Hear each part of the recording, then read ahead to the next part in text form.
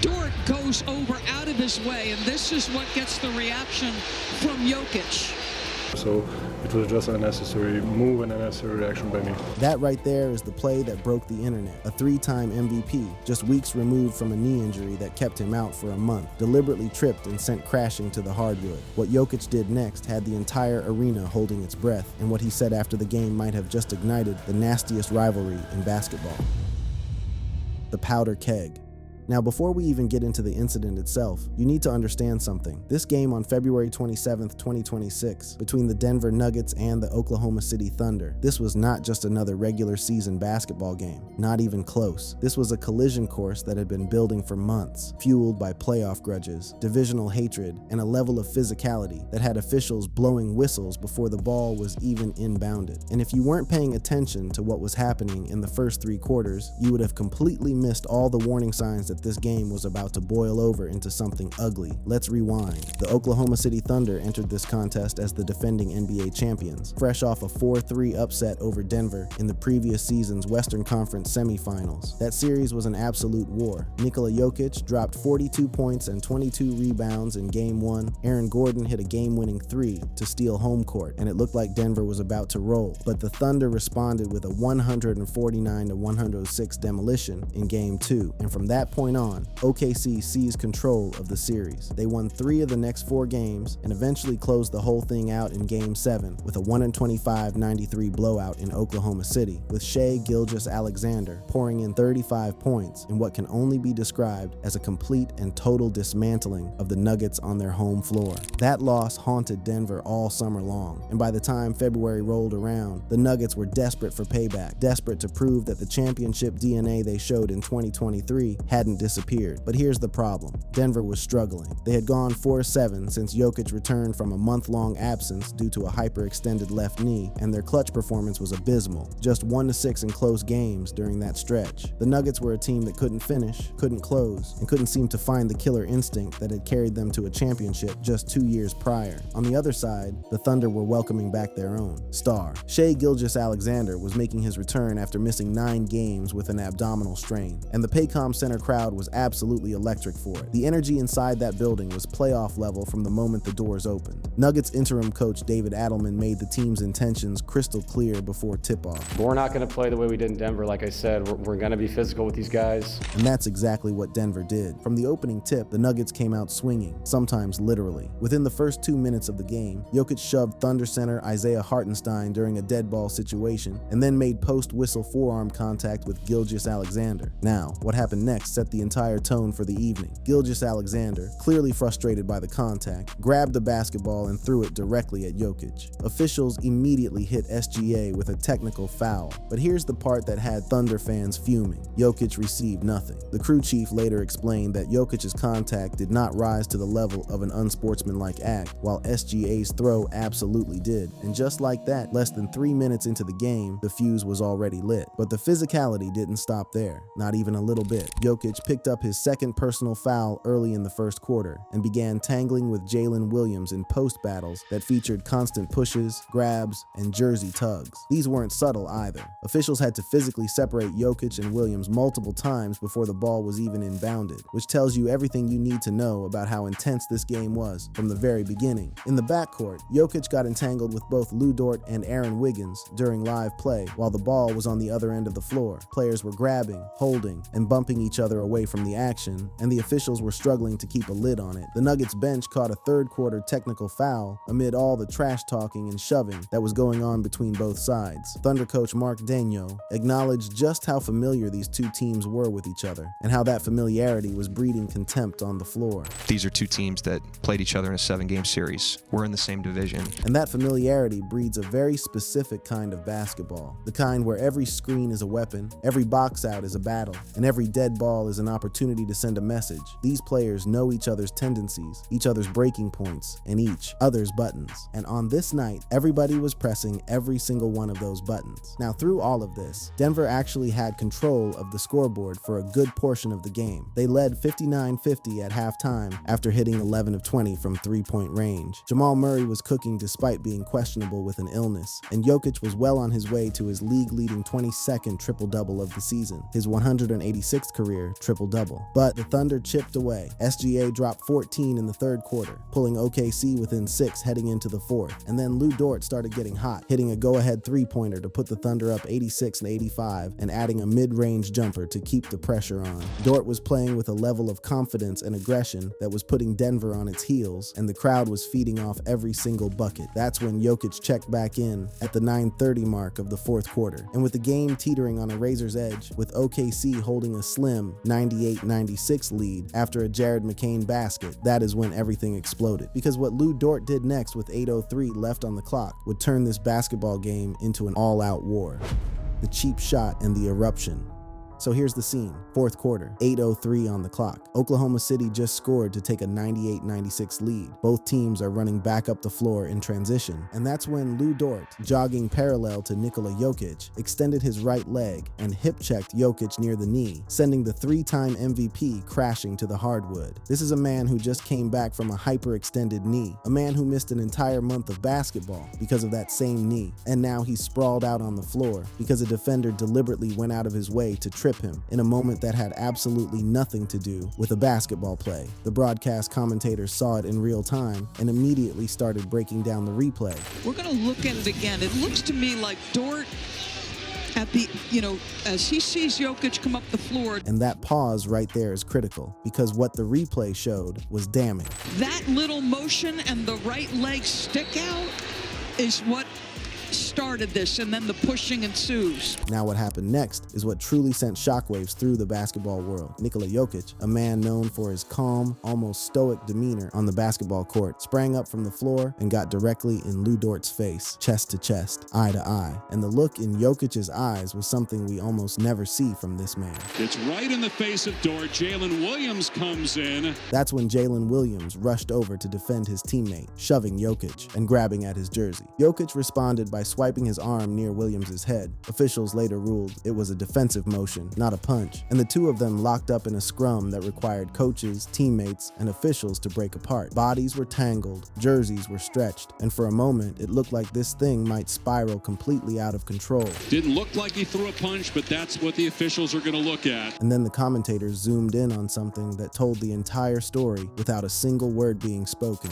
Look at his eyes. The intensity pouring off him like he is more than prepared to do battle. That image of Jokic's face, what fans would later call the crazy eyes, became the defining visual of this entire incident. This wasn't just frustration. This wasn't just competitive fire. This was fury. The kind of raw, unfiltered emotion that comes from a place deep inside when you believe someone just tried to take your career away from you, and when you've already been through the pain and the rehab and the uncertainty of a serious knee injury. That kind of play doesn't just make you angry. It makes you feel like your entire livelihood is under attack. Officials huddled for a review that lasted approximately 2 to 3 minutes, consulting with the replay center to determine the severity of fouls and whether ejections were warranted. The arena held its breath. Players milled around, some still jawing at each other, while coaches tried to keep their guys calm. And then the ruling came down. It has been determined that the foul by Lu Dort is unnecessary and excessive. We are upgrading that to a flagrant foul penalty 2. That's right, a flagrant 2, automatic ejection. Lu Dort was done for the night. Lu Dort is ejected from the game. Following that, we have a technical foul on Jokic and Williams.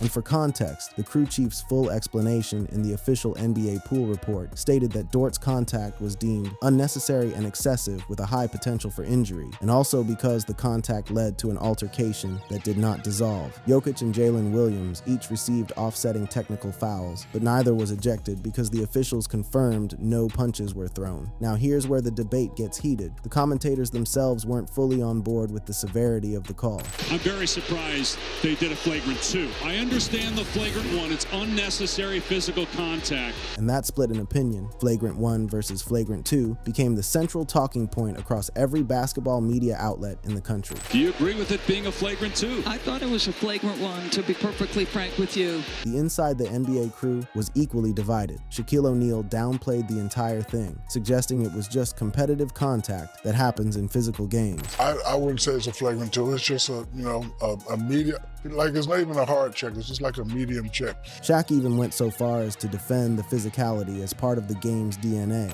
Every now and then, Ernie, you got to touch people up. Like, this is not a game that, game is not physical where you just let people run by. But Charles Barkley pushed back hard on that take, and this is where the conversation shifted. And I disagree with Shaq on that. I don't mind touching guys up. He tripped that man. And then Chuck made the point that really put the whole situation into its proper perspective. The injury factor, the thing that elevates this from a routine basketball scuffle to something far more serious. I think what Joker's sensitive is, man, once you get hurt and you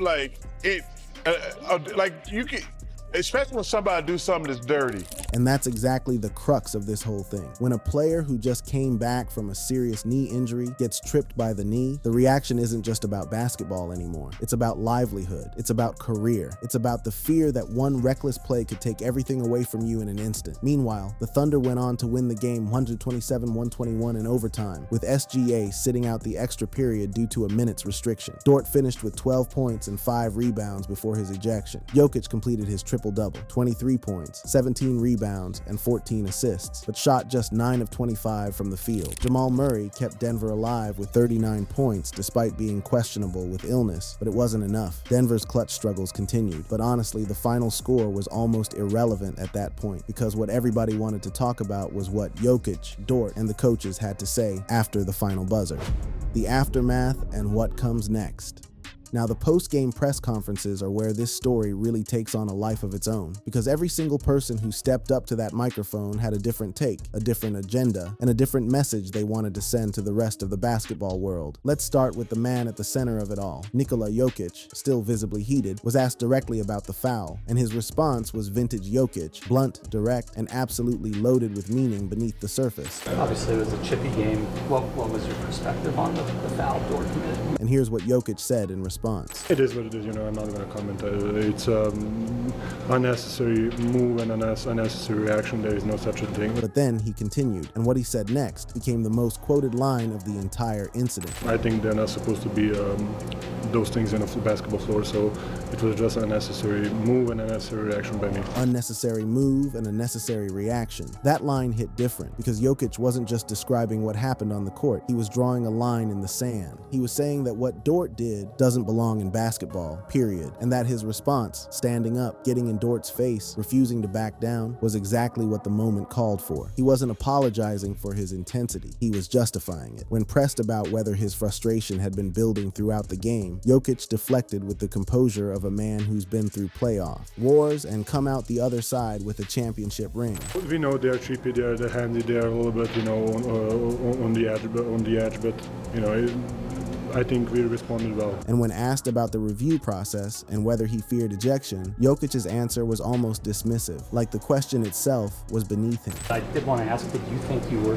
going to get ejected maybe during that review process after the hold? And his response was 5 words that carried the weight of absolute confidence. I think I didn't do nothing. I didn't do nothing. And honestly, he was right. Officials confirmed no punches were thrown, and the pool report specifically stated that neither Jokic's nor Williams' actions rose to the level of ejection. Now, Nuggets coach David Adelman gave what might be the most revealing comments of the entire night. He didn't just defend Jokic, he explained why Jokic reacted the way he did, and in doing so, he exposed a frustration that big men across the entire league have been dealing with for years. I'll say this, I think his frustration is sometimes because the game's officiated differently out on the floor than it is near the basket. That statement is massive. Adelman was publicly calling out the officiating disparity between how fouls are called on the perimeter versus in the post. Jokic shot just 5 free throws in this game despite constant physical contact. For a player of his caliber, a 3-time MVP who lives and works in the paint, that number is absurdly low, and it speaks to a broader issue that centers and power forwards have been complaining about for decades. And his reaction's not going to be to cower away. He's competitive. And then Adelman dropped the line that made everyone's ears perk up for the March 9th rematch, a line that sounded less like a prediction and more like a promise. When we play them again, whatever it is in like 10 days, I'm sure it'll be the exact same way. way. On the Thunder side, Mark Daigneault took a diplomatic but pointed approach. He didn't condemn Dort, he didn't call the play dirty, but he made absolutely sure to plant a flag about what he expects going forward in terms of officiating consistency across the entire league. So when we play them again, whatever it is, in like 10 days, I'm sure it'll be the exact same way. And the most telling comment from Daigneault came when he addressed the precedent, the flagrant 2 sets for the rest of the league. He essentially said, if this is the standard, then it better be the standard for everybody, not just when it happens to a 3-time MVP. That's a pointed message, and one that the league office is going to have to reckon with. Jalen Williams, the man who rushed in to defend Dort and ended up in a shoving match with Jokic, kept his response short and to the point. Just competing. 2 teams competing. That's it. That's all I got. And honestly, that brevity says a lot. Williams wasn't apologizing. He wasn't backing down. He was letting everybody know that the Thunder aren't going to change who they are or how they play basketball for anybody. Shai Gilgeous-Alexander also spoke after the game, and his comments perfectly captured the Thunder's mentality heading into the stretch run of the season.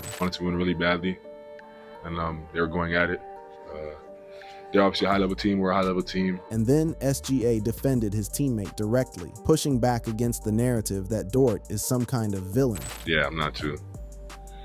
I don't know. Lou got thrown out. Lou's not that type of guy. Like, Lou's trying to go out there and win. Now, here's where the story gets even more interesting. Lou Dort was not made available for comment after the game. The Thunder kept him away from the media entirely, and that silence spoke louder than any press conference ever could. Because Lou Dort's history, and this is something the casual fan might not know, is extensive when it comes to these kinds of incidents. He has 4 career ejections, including a 2021 elbow on Kevin Love, a 2023 low blow on Daniel Gafford that had fans calling it one of the dirtiest plays they'd ever seen, an undercut on Ja Morant during the 2025 playoffs that ended Morant's season entirely, and now this trip on Jokic. Video compilations have surfaced across the internet portraying Dort as the dirtiest player in the NBA, and while Thunder fans defend him as a first-team all-defensive selection who simply plays the game harder than everyone else, the pattern of reckless, borderline dangerous plays is becoming increasingly harder and harder to ignore, and the fan reaction online was absolutely nuclear. Social media exploded